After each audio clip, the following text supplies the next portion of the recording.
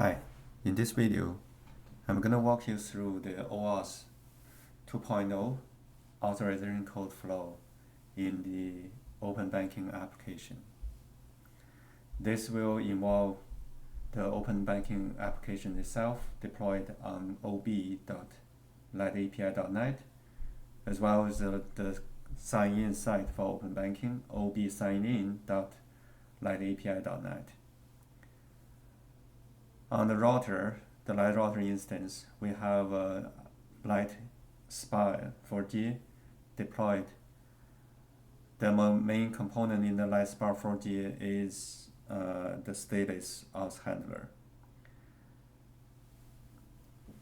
So we are going to using debug session and introduce all the interactions between the UI and the Light router together to walk through the entire flow of authorization code.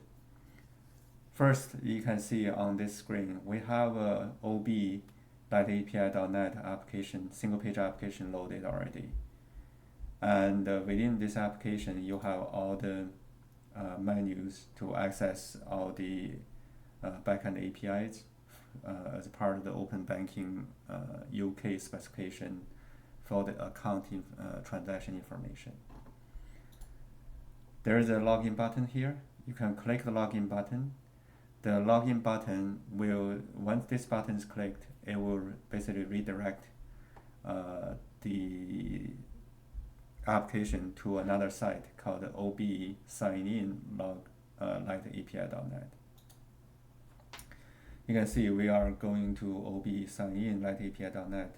With the client ID, it's hard-coded in the application, user type, blah blah, all the URL parameters. Here you have two users available in the OAuth database already. One is Steve Hu, the other one is Eric Brada. Let's use Steve Hu as a demo. The password is 123456. Once you click this sign in button, the control will basically go to the Light router. Let's create a breakpoint here, so we can see how, and we create another breakpoint here, which we can easily monitor, okay, which endpoint the backend server is accessed, because everywhere we have this coarse HTTP handler wired in, so that you can see the control goes, what's the path for the APIs accessed. Let's go back to the user interface. We got username, password entered, and then we click sign in button. Once this is clicked, you can go to the IDE, you can see which path is called. Basically the button, when you hit the button, it goes to post, with a post request, go to OAuth2/code. This is OAuth authorization code endpoint. Basically it will accept the credentials, username, password, and then it will return an authorization code from the server to the browser. Let's go. And once the browser receives this authorization code, it will basically redirect to the authorization endpoint. You can see it's come here again for the authorization endpoint. Let's go. It will come to the StatelessAuthHandler. StatelessAuthHandler will basically check if this is a auth path. It will go to this this path. Let's debug into it.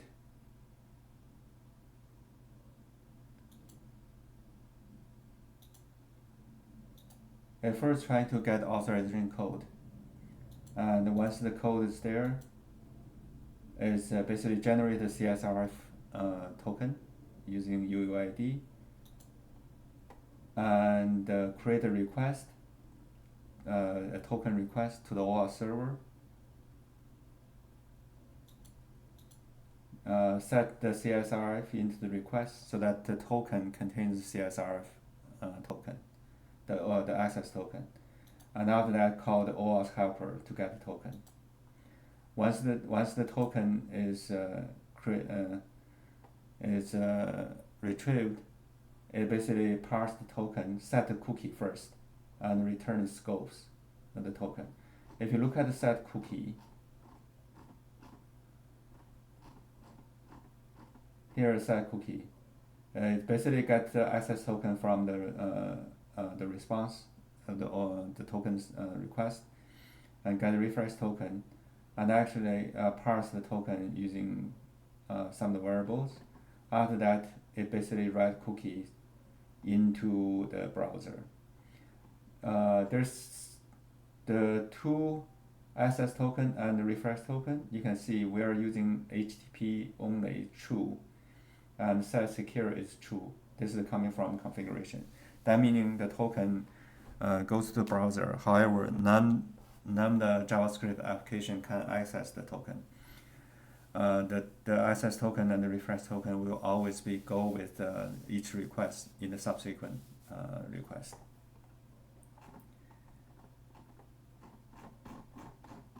Let's go back to the Arena flow. We got a scope, come back, and then we got a redirect URI. If not now, then we got the response back to the browser. You can see we put the scope in, we put the redirect URI, we put deny URI, and after that we return the response back to the UI. If you go back to the UI, you can see we have a scope displayed here, returned from the response, and if deny button is clicked, it will send a request to the backend to remove the cookies. You can see cookies are here, it's written already. And if accept is hit, then all the cookies will be remain there, and all the subsequent requests you can access the API with the access token and refresh token, but refreshing as well. Let's see if we click accept.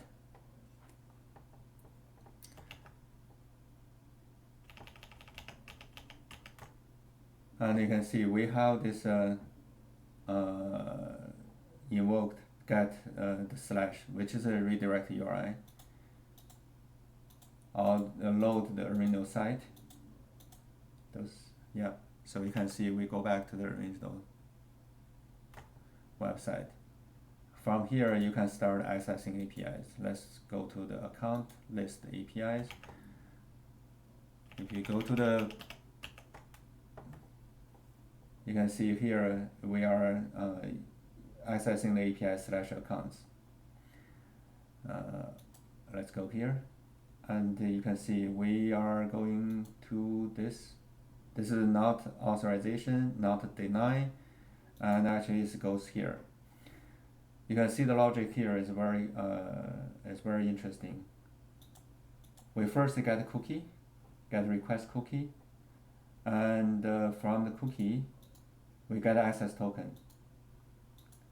So we got the JWT already. And if JWT not now, we basically parse the JWT and get all the info, verify the JWT token to ensure it is valid, not expired yet, and then we write the audit info.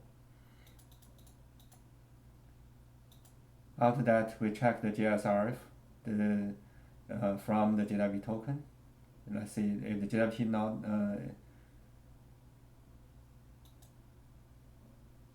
if JWT expired, JSRF equal to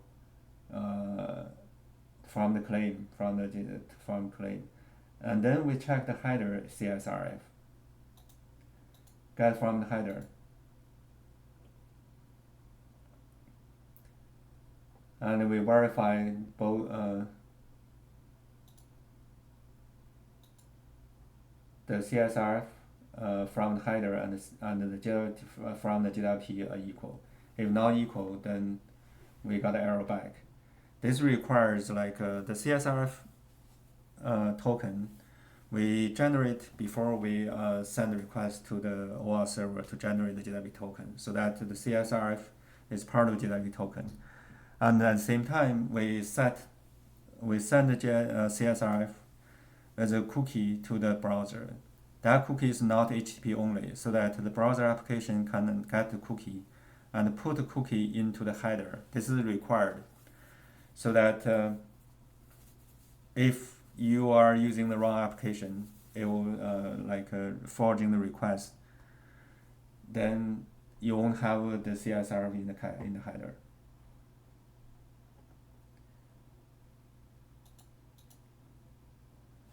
And if everything is okay, we basically put the JWT token into the request header, and that request will go to the backend.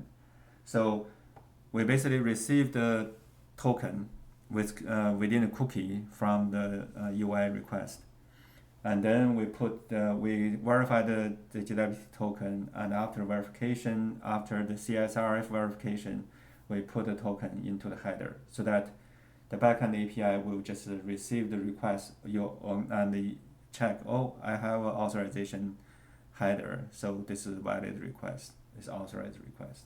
So this is how it works, for the normal flow. The UI will basically send the request to the backend. I'll show you the UI logic later on. So let it go. And you can see we got the result back. So let's take a look at the UI and see how UI works in the flow. I'll move in the open banking. Okay. There are two different applications on the UI side. One is for the open banking React client. Let's move this application in as well. From here, you can see this is the login button. When you hit the login button, it's basically redirect you to OB sign in lightAPI.net with a client ID. This client ID is already configured on the server side. User type customer, redirect URL https ob lightAPI.net /authorization. So the state right now is hard-coded. We can make this dynamic later on, but for demo purpose, it's okay. So this is when you click the button, and you can see we have a hook, use API get hook. So this is the hook, we are gonna send the request to the backend APIs, and you can see how we get the CSRF. We basically use a hook, the React hook cookie, use cookies hook to get the CSRF from the cookie. And then we basically put this XCSRF token, get the cookie CSRF token, put this into the header. And after that, we fetch the URL, the header, and the credentials include. Credentials include meaning every time we send a request, all the cookie for this particular website will be sent along the request, so that our StatelessAuthHandler can receive the cookie for the refresh token and the access token.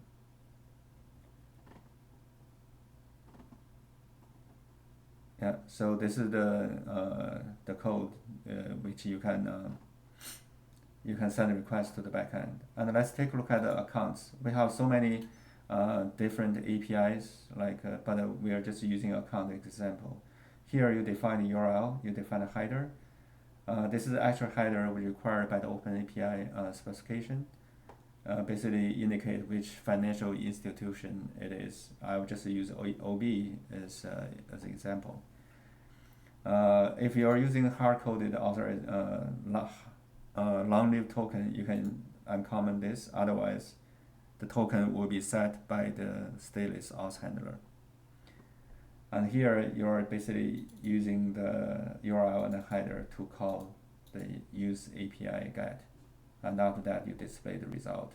The result is just like a formatted JSON. Of course, like for the normal application, it should be either a list, a table, or just a list, whatever like best to display the UI. But for the demo purpose, I just display the raw data in a JSON format. Now let's take a look at the login application. The login application is part of the OAuth repository. Let's take a look at OAuth. Let OAuth login view. And let's take a look at the login app.js. So this is the login application. Within the login application, you can see the requests. This is a cancel, this scope. Oh, this is a handle submit. So when we submit, we basically submit the username, password, state, client ID, user type, redirected URL, all together from that button. And you can see we're calling the OAuth 2 code service. It's a post service, redirect, follow, and credentials include. And we have this content type is application x www form URL encoded, the body of the form data, and after submission we check if the response is okay, then we return the response JSON. The JSON will be parsed, so we got a redirect URL and deny URL as well as the scopes from the response. We've already seen the response from the StatelessAuthHandler. So if we have redirect URLs not now, we basically display this consent page. Within the consent page, we have one's handle cancel, which is a deny. The other one is handle accept, which is a accept button. There are two buttons, right? As well as we display this application would like to access the scope items, like list all the scopes coming from the OAuth server. Take a look at handle cancel. When we hit deny, we basically will fetch /deny with credentials included. This will basically get all the cookies to the server. And then we redirect to the after OK's response, we direct the deny URL, which is defined in the StatelessAuthHandler, that particular SPA4G configuration file. So that's the entire flow. How the interaction between two different React applications and the StatelessAuthHandler. Take a look at the AuthHandler configuration. You can see how that works. We have a redirect URL. Is after successful redirect to this URL. If it's denied, redirect to this URL. For the authorization path is /authorization. For the deny is /deny. So cookie domains localhost. But this is like an example configuration. The real configuration for this particular debug session, you can see, is defined in this. This is a remote debugging session, so it's in the light config test for, repository. We can take a look at the configuration for this debug session. It's easier to understand like how they work together. So within the light config test, we have a light router, local open banking config. So this is the config folder, and you can see this is StatelessAuth. Basically, for the redirect URL, we are using https://ob.let.api.net, basically redirect back to the original site. Deny is same, redirect to the same site. Authorization path is /authorization, deny path /deny. Cookie domain is ob.let.api.net. Cookie path is just a root path. Cookie max age is 600 second, which is 5 minutes. Cookie timeout URI is /, which is the root root URL. Cookie secure is true. So this is the configuration for the stateless auth handler. That's it. This is like the entire flow, and I'll keep adding more videos to explain details for each individual component later on. Thank you. Bye bye.